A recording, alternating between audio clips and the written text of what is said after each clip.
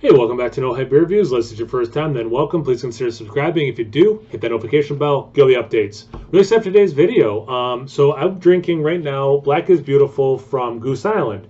And it got me thinking about Bourbon County. So I did a quick Google search as I was drinking this. And just to see if they put out, before they are, officially release, here's the beer that's coming out for Black Friday. They have to get the label approval. And not all those beers necessarily get made, but they have to get the labels first. Well, sure enough, I found a website that has compiled the beers that they're, again, not necessarily releasing, but they've compiled. And I thought, you know what? I'm going to make a little video about this because last year I made a video about what was actually being released, and I really liked that, and people seem to respond well to it. So I thought, let me do this one first, and then we can go do that one when the time's appropriate. So what I'm going to do is switch over. It's a Tenemu, I don't TENEMU.com, Tenemu website, and I'll put it in the comments or the description box below. So make sure you give them, they're the ones who put it together, they're the ones who did the work. I'm just, commenting on it. But anyway, I'm gonna shrink myself, bring up that screen so you can, along with me, scroll through this website and talk about what beers might be released on Black Friday from Goose Island in the Bourbon County series. All right, so here's that website I was talking about. And so again, I'll credit to them and I'll link to them in the description box below. So check them out, give them, the views that they deserve because they did all the work. I'm just giving one of those crazy reaction videos that is so cool with the kids on YouTube these days, especially Brooks Whittington for doing all of this. So basically, these are the labels that were filed with the Alcohol and Tobacco Tax and Trade Bureau, TTB, by Goose Island. Doesn't mean that all these beers are going to get released. It's at the bottom of this article. I think 3 did not make it last year. They didn't actually release them, but they did do the labels for them. You can see one, but that's the last one I want to talk about, and it's the last one on this list. So again, if you want to, go to this link, and you should, because props to them, it'll be in the description box below. Number 1, no surprise to anyone, they're doing Bourbon County, the regular one. Sounds like it's the same as before. 2-row black caramel chocolate Munich 10 and roasted barley malts and is hopped with Millennium hops, aged in bourbon barrels, 500 milliliter. No surprise there. Bourbon County Old Forester President's Choice Bourbon. This is keg only though. Imperial Stout aged in barrels that previously held this bourbon. I don't know that one. I've been trying to get into bourbon and whiskeys more, mostly to actually be able to pick those things out of beer when they're aged in barrels. But I am enjoying just drinking some bourbon every once in a while anyway. Then, speaking of Old Forester, birthday bourbon. So this one is, again, Imperial Stout aged in barrels that previously held the 2019, but this is the Old Forester birthday bourbon.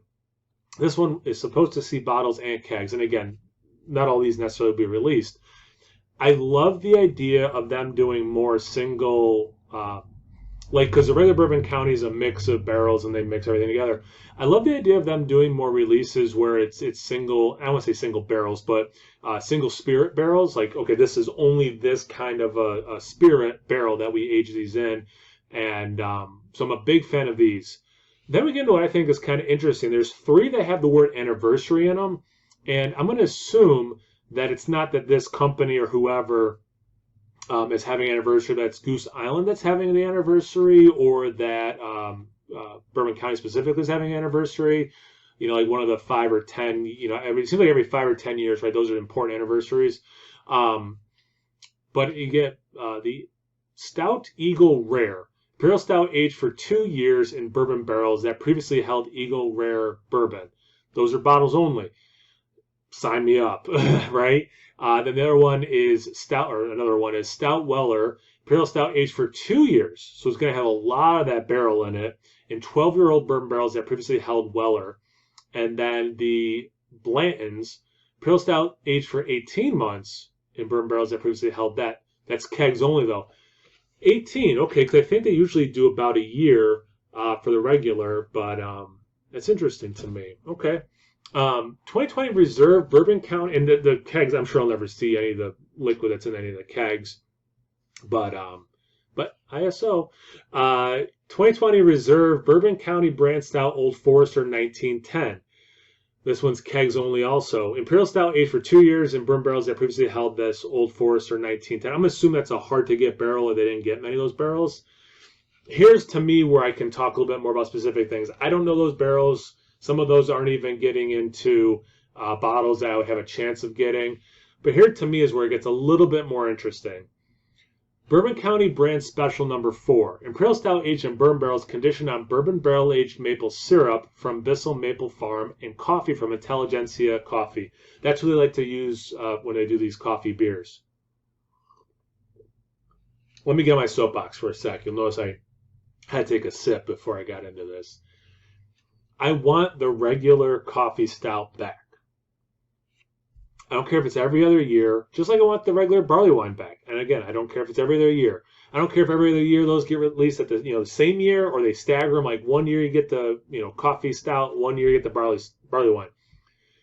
Yes, regular Bourbon County built this, but also it was on the backs eventually of the barley wine and the coffee stout. The traditionalist in me wants to see those beers. That being said, I am such a vanilla. Well, I am a vanilla nut. Such a maple syrup nut, especially it's maple syrup aged in bourbon. Like that, yes. Like I want that so much. But how cool would it be if they released the regular coffee stout with that? They've done these packs before. The 3-year vertical, for example.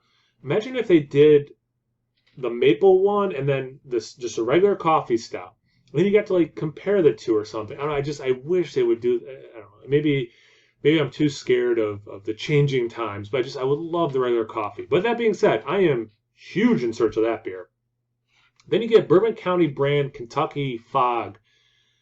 This is kegs only, but this is one of the funkier things I've ever heard them trying to do. Imperial Stout aged in bourbon barrels blended with Earl Grey tea, black tea, and honey. I mean, coffee makes so much sense. Tea has me intrigued, though. So that would be a cool thing to try, but I don't know. Tea and beer. Well, I shouldn't say that. Tea and a Bourbon County beer specifically, because I've had tea and beer that's very good. Talk about all day. Sign me up all day. Bourbon County toasted coconut. Kegs and bottles. In search of. Imperial Stout aged in bourbon barrels and conditioned on toasted coconut.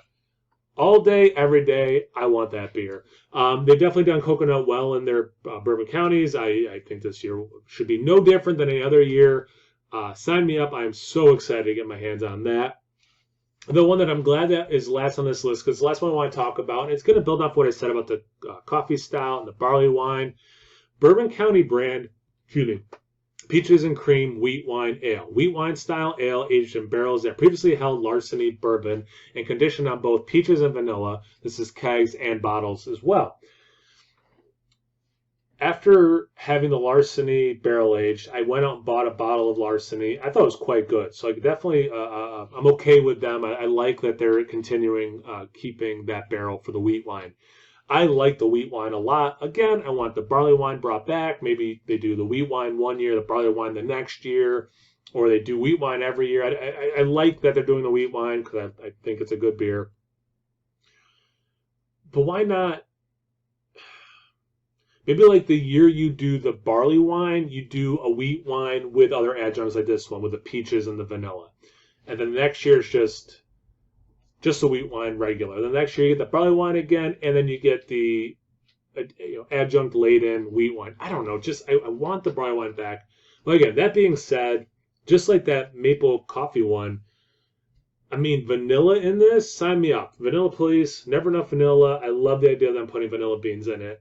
Peaches is what gets me interested, or intrigued. That's a better word, intrigued. I'm definitely interested in that beer, period. Then you have the vanilla, I'm still interested, but the peaches is what intrigues me. I could see it working. I think that would be pretty cool. It'll be interesting to see which of these, if any of them get caught. Like last year, like I said, at the bottom, I think, these 3 did not make it last year. Bourbon County brand Irish style coffee stout, Irish whiskey barrels with coffee and lactose added. Actually sounds pretty good. Bourbon County brand dry hop stout 2019. I guess I have to say the year because it was last year. Imperial dry hop stout aged in bourbon barrels. Okay. And then the oyster and Imperial stout. I like a good oyster stout, so I would have been all over that. The dry hopped would have been cool to try, but the other two I definitely would have liked to have tried. Yeah, what do you guys think? I mean, I'm pretty excited. I like to, I love Bourbon County and the variants. I give you my, 2 cents about what I think they should do. If I was them, I love that they're innovating. I think that's smart from a business point of view, from a palate point of view, but also don't forget who got you to the dance, And that'd be like my little bit of a soapbox moment. But what do you guys think? Put in the comment section below. Let's get a conversation going.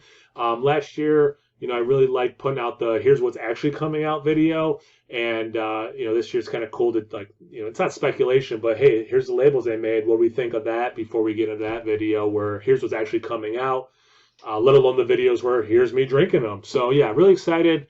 Get the comments going. What do you guys think? What are you excited for? What are you not excited for? Do you think I need to get off my soapbox and just move on from wanting the regular barley wine? I mean, remember when they put coffee, how bad that coffee barley wine was? Why would you do that to the barley wine? But anyway, everything, anything, comment section below. Let's get a conversation going.